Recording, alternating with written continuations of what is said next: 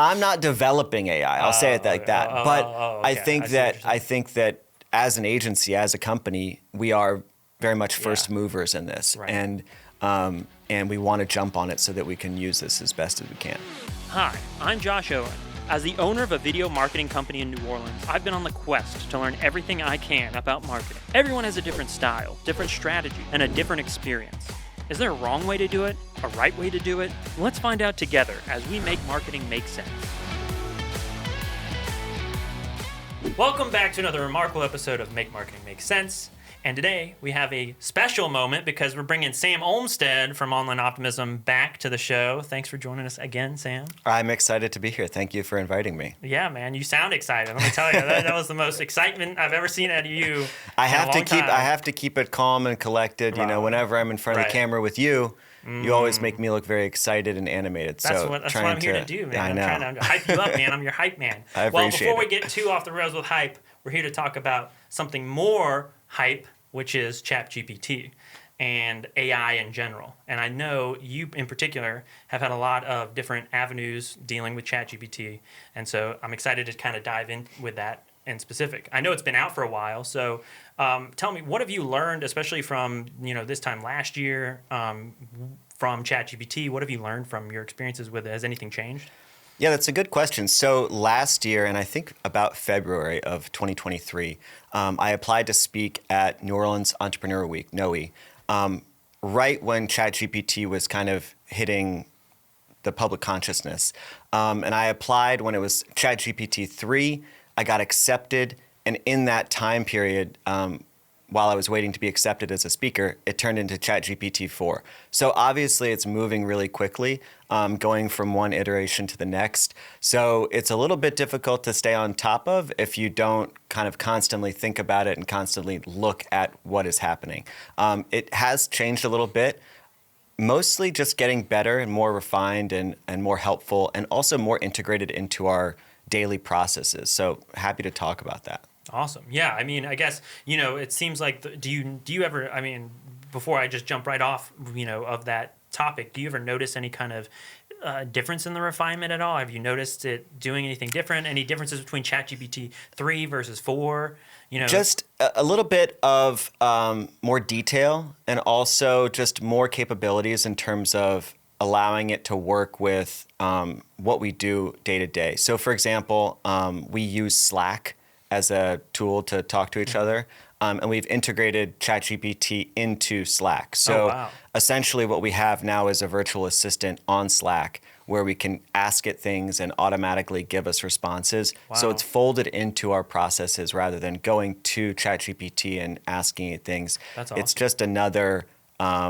just another helpful assistant.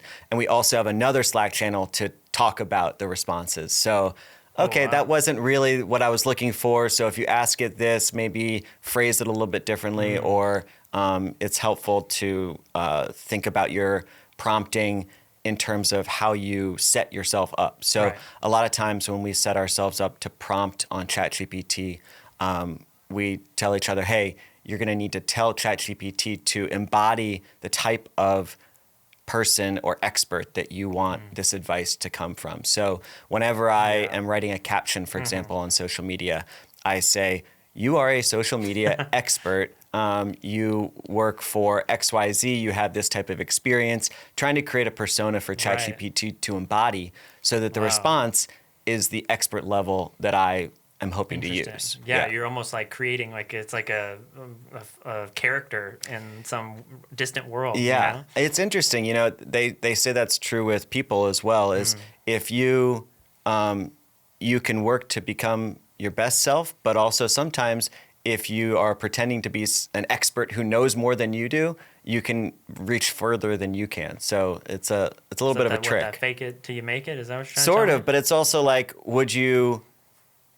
Well, this is getting off topic a little bit, but basically it's allowing ChatGPT to answer in the best possible way.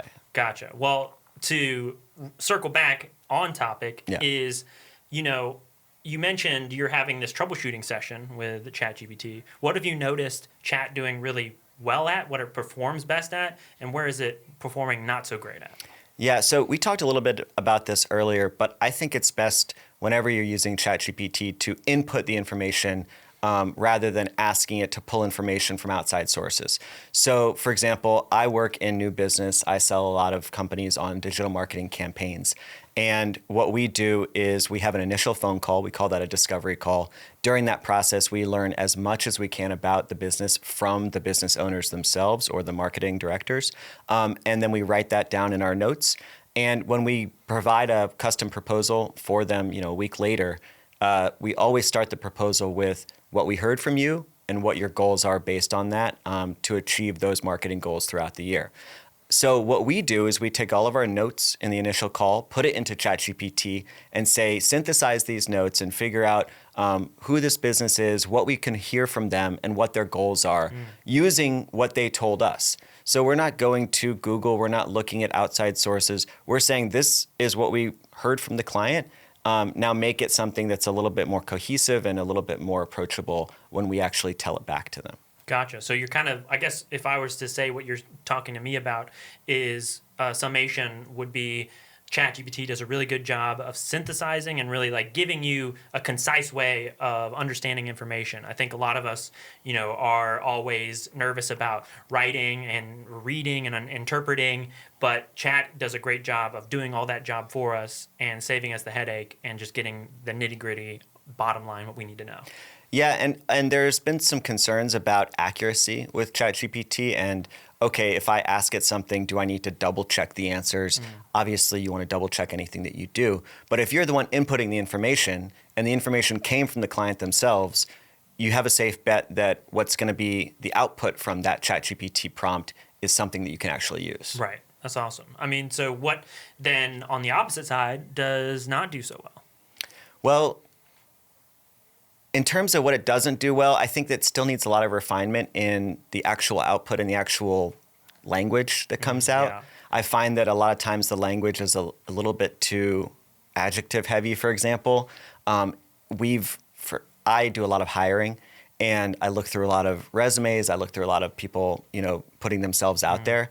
And you can kind of almost tell instantly what looks like ChatGPT helped them write their resume or their application or things like that. It has a specific style of verbiage and language and usage that is identifiable, at least for the moment, at least for people that use it a lot. So if you want something that's polished and outward facing, you still need people to go in there and edit and comb through it and give it the voice of your client. So we don't really use ChatGPT in any way for any final products for any clients. We'll use it for an initial outline.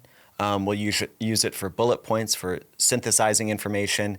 But we always have people go through and edit things, refine it, and polish it for that client's voice. Right.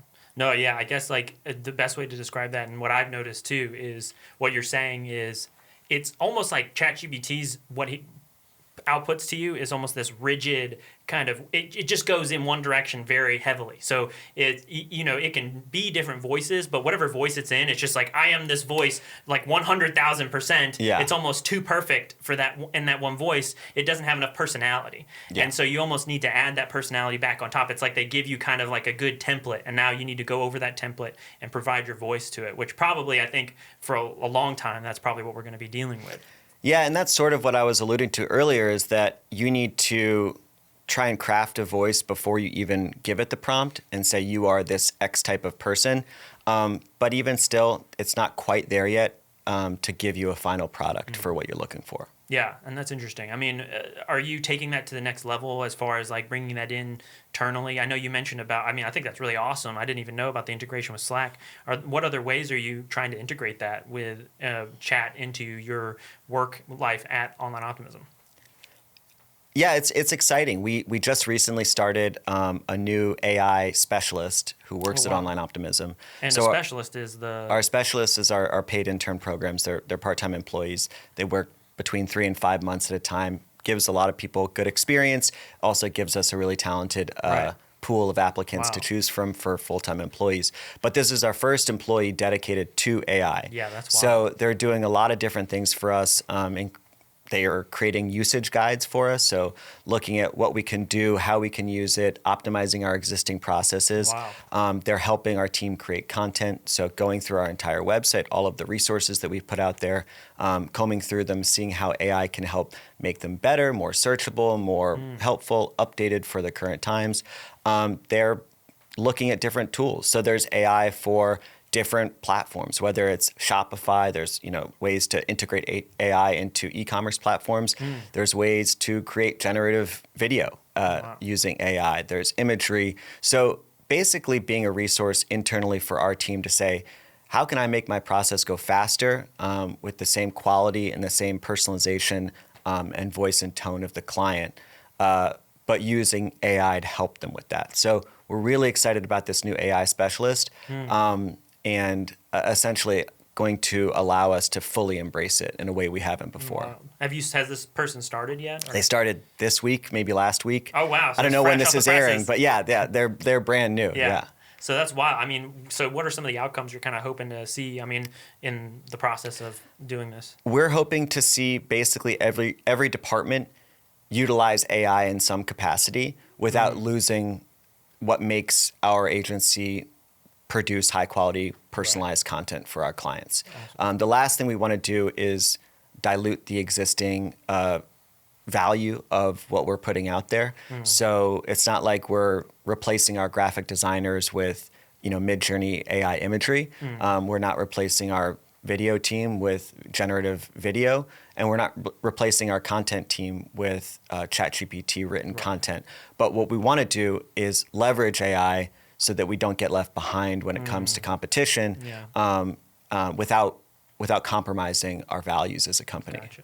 That's wild. I guess a big part of with AI is seeing the next generation. As far as with your clients, are you noticing that they're starting to use it? Are you trying to tell your clients to use it?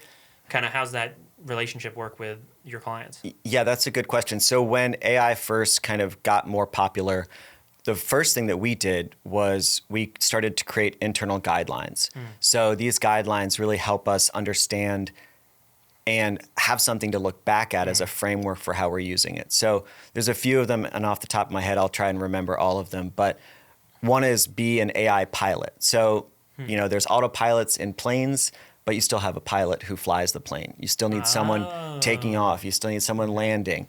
But you can go up to 30,000 feet and you can coast for a little bit on the autopilot. And what we're trying to do is say we are people that know how to use tools. Right. We are digital marketing experts, and we can morph our policies and our strategies to new tools so that we can become pilots for the AI in a similar way. We also want to make sure that we shine a light on AI as a black box. We are very upfront and honest with our clients about what we're using it for and what we're not using it for. So they know that we use it for things like content outlines. They know that we use it for things like idea generation. But we still do all of the writing. We still do all of the research. So that comes from our company. We also we want to be nice to it. AI is a tool. You never know where it's going to go, and we want to use it in a way that feels like we're not leaning on it too heavily, and taking advantage of it as something that's going to put people out of work. So we don't want to do that either. Yeah, awesome. And I think the other one was promoting. Oh yeah, promoting. We want to make sure that, two things. We're not directly using artists' work. So it's not like we're putting in a piece of art from an existing artist and say, use this in order to inspire something new, because that still has the sense that it's ripping off artistic integrity. So we want it to be totally uninspired by any individual named artist. Gotcha. And also prompting, always be prompting. So use AI as a tool to look to first. It's kind of like when Google back in the day was really helpful as a search engine. And your parents would ask you a question and you say, did you Google it first?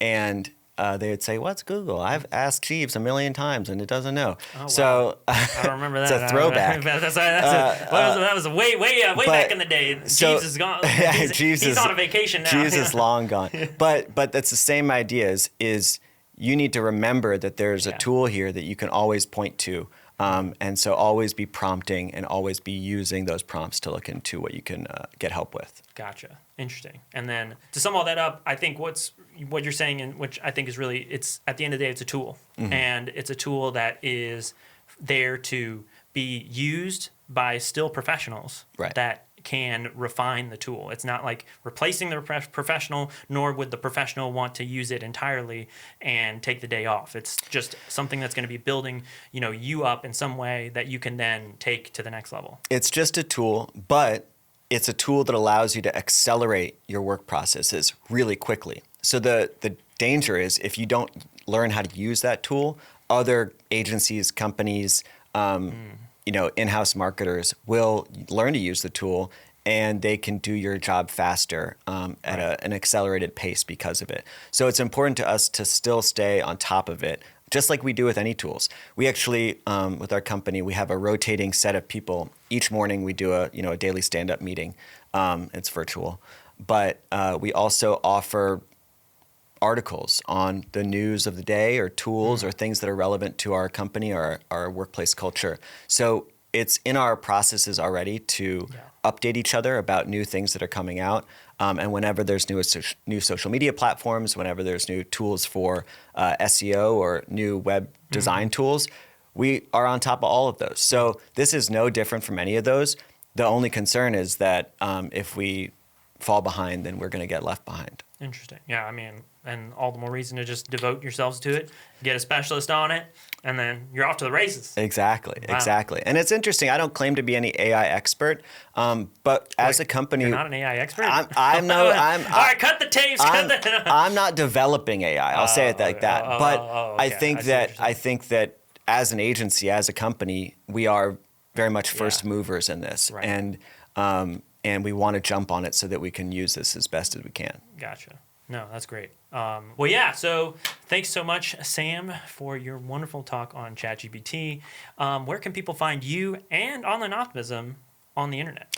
Absolutely. You can find me on LinkedIn, Sam Olmsted, Olmsted. And you can find Online Optimism anywhere online, just Online Optimism social channels. So Instagram, Facebook, TikTok, LinkedIn, Be Real, we're everywhere. Wow. That's real. You got anywhere specific you want people to go these days? Yeah, I'm a big LinkedIn guy. I think that LinkedIn is the best platform for professionals to connect with each other. All right. So find Sam on LinkedIn. All right. Well, thank you so much, Sam. This has been another fantastic episode of Make Marketing Make Sense. We'll see you all on the next one. This has been Make Marketing Make Sense, brought to you by Comfystone. If you need video content for social media, your website, or email marketing, hit up Comfystone at comfystone.com and follow Comfystone on Instagram and TikTok. Thanks for watching, and we'll see you on the next one.